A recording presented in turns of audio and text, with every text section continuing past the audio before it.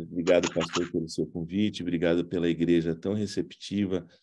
Vocês têm feito a diferença na vida de tantos e fizeram na minha também, no que passamos juntos. Nós, como o pastor disse, nós temos um tema que constitui a natureza humana ao olhar da Bíblia. A Bíblia tem uma forma de olhar para o ser humano. Isso é a antropologia bíblica. A Bíblia, ela destaca, ela forma o ser humano, ela dá os contornos do ser humano. Então, a gente pode pensar o que é o ser humano à luz da Bíblia, o que é o ser humano à luz das ciências humanas, o que é o ser humano à luz das outras religiões. À luz da Bíblia, o ser humano é um ser adorador. Ele foi criado com uma capacidade que na criação só nós temos de reverenciar, de contemplar e de adorar. Essa adoração é algo maior do que nós mesmos. Nós nos reverenciamos diante do outro que é diferente de nós. Porque você, quem eu estou olhando aqui no meu computador, você não é um outro nesse sentido para mim, porque você se parece comigo. Você tem as mesmas limitações que eu tenho, você tem as mesmas condições que eu tenho. Então, por pequenas diferenças, nós ainda somos iguais. O outro, na Bíblia, é Deus. Deus é diferente de mim. Deus tem contornos, tem traços, tem atributos diferentes dos meus. Então, diante desse outro, eu me rendo, eu me ajudo.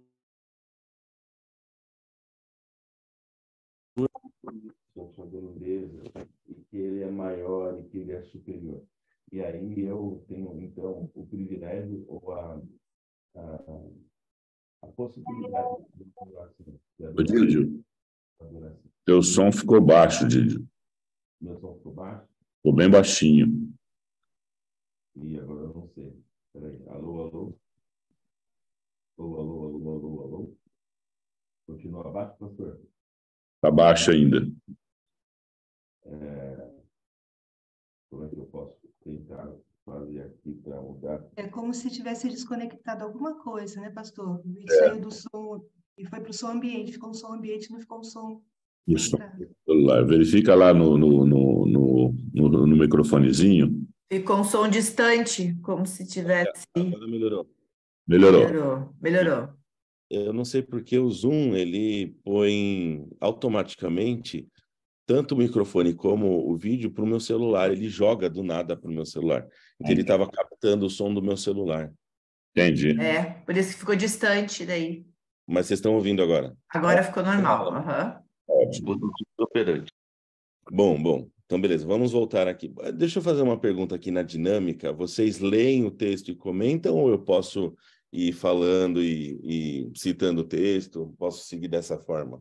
Pode ir falando, Didio. Pode ir falando, extraindo as lições que você julgar importante, né? A gente não lê o livro aqui na live por causa do tempo que é curto, né? Ah, perfeito. Então, tá ótimo.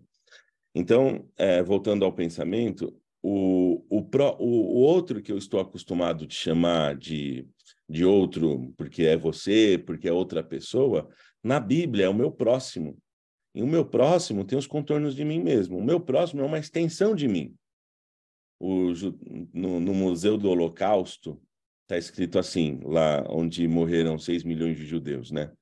Aqui não morreram 6 milhões de judeus. Um judeu morreu 100 milhões de vezes.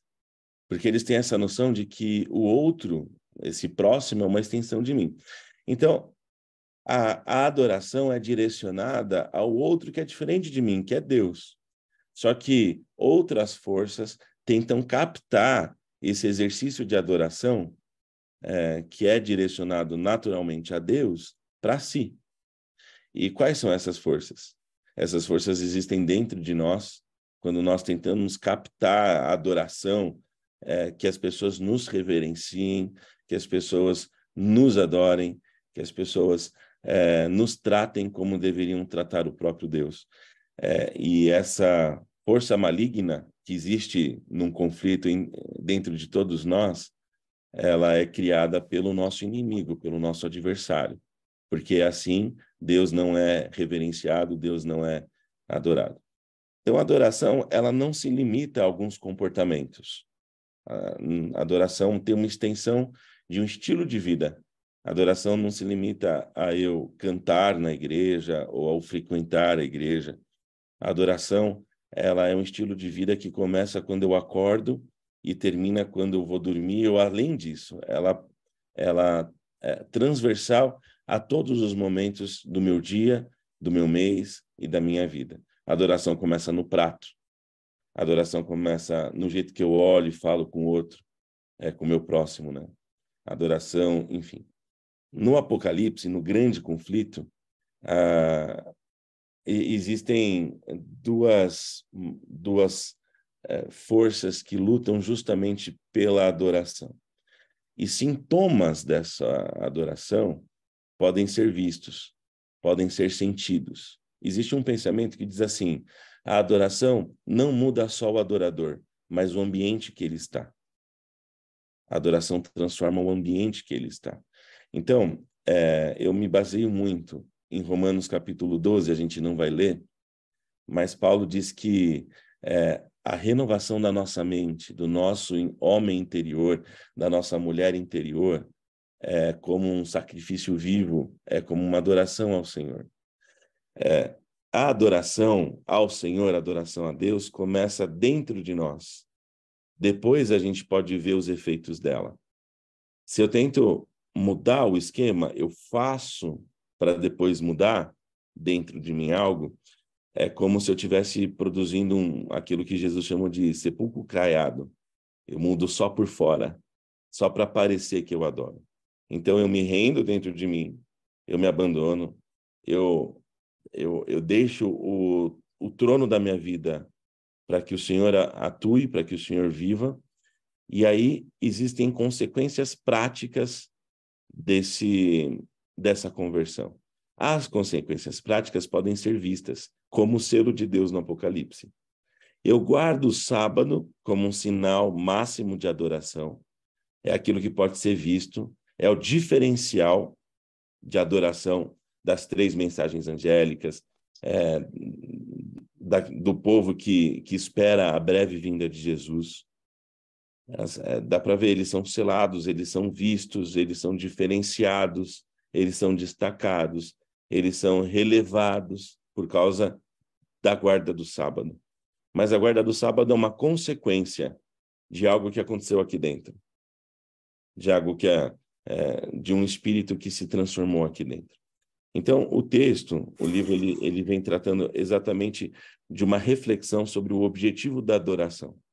Se eu guardo o sábado, por exemplo, para qualquer coisa que não seja adorar ao Senhor, obedecer ao Senhor, reverenciar ao Senhor, porque Ele me pediu isso, para qualquer coisa, por vaidade, ou porque é normal na minha família, ou porque eu tenho proeminência na igreja, por qualquer coisa, eu guardo o sábado e eu não adoro a Deus.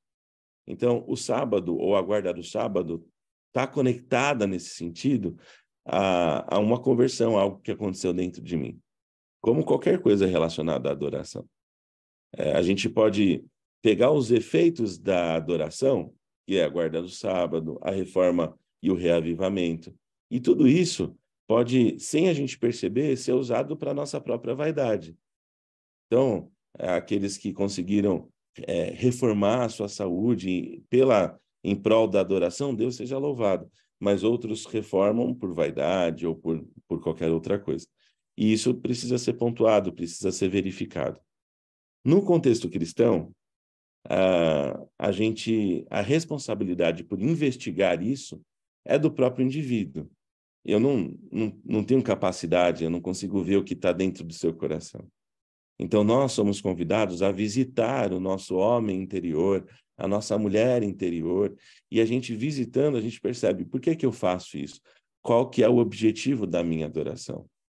Isso acontece lá dentro, onde em Mateus capítulo 6, Jesus chama de o quarto secreto da oração, onde nós encontramos o Pai. Enfim, mas é um cenário um cenário que todos os seres criados podem, então, contemplar no grande conflito e no Apocalipse. A humanidade está sendo posta à prova, e a prova é quem nós estamos adorando. Eu trouxe aqui as sutilezas de uma adoração falha, de uma adoração problemática, de um reverenciar a nós mesmos ou ao nosso inimigo. E aquelas perguntas clássicas, onde a gente tem gastado mais tempo, o que a gente faz em primeiro lugar quando a gente levanta, quando a gente acorda, ou a gente passa mais tempo nas coisas que nos absorvem, que não são necessariamente erradas, né? Como as redes sociais, como o celular, como o nosso trabalho, como, enfim, até mesmo a nossa própria família, às vezes. E quanto tempo nós gastamos nesse exercício de adoração, nesse exercício de reverenciar, nesse exercício de obedecer e de contemplar. Adorar em espírito, certamente, eu estou destacando aqui um trecho do livro que eu gostei muito, certamente significa adorar consistentemente, conscientemente, porém também significa estar cheio do Espírito Santo. Adorar em verdade significa viver uma vida completamente entregue a Jesus, que é a personificação da verdade. Então, eu sigo agora para o final da minha fala. Nesse sentido, a adoração que Jesus diz em espírito e em verdade é uma adoração completa. Não existe adoração pela metade. Eu meio que obedeço, eu meio que me rendo, eu meio que me ajoelho, eu meio que reconheço. Então, o primeiro passo é esse reconhecimento completo de que eu sou imerecedor, de que existe... Eu não entendo. É esse reconhecimento completo de que eu sou...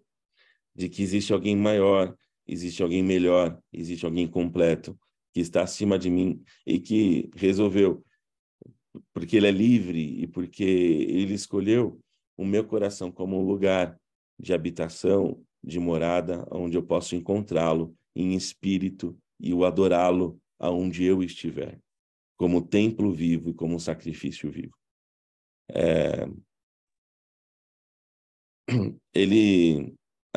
Uma coisa muito importante, que é um estudo sobre santificação, e o texto diz em João capítulos 17, aquele texto famoso, santifica-os na verdade, a tua palavra é a verdade. A santificação, ela é conduzida, ela é feita por quem é santo.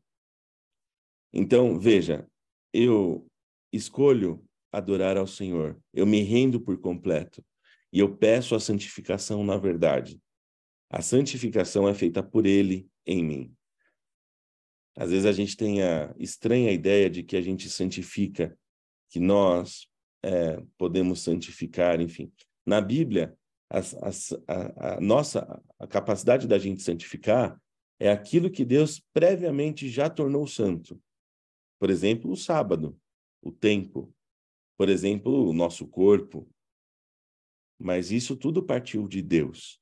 Então, resumindo, nós temos percebido uma vontade no nosso Criador para o nosso bem, para o nosso reavivamento, para a nossa boa vida, para os nossos relacionamentos e para a nossa salvação. A vontade do Senhor de que nós o adoremos com objetivo, com intensidade e por completo. Então, eu convido você, eu também me convido essa manhã a gente refletir, a gente pensar, a gente se visitar e a gente destruir os templos que nós temos construídos dentro de nós.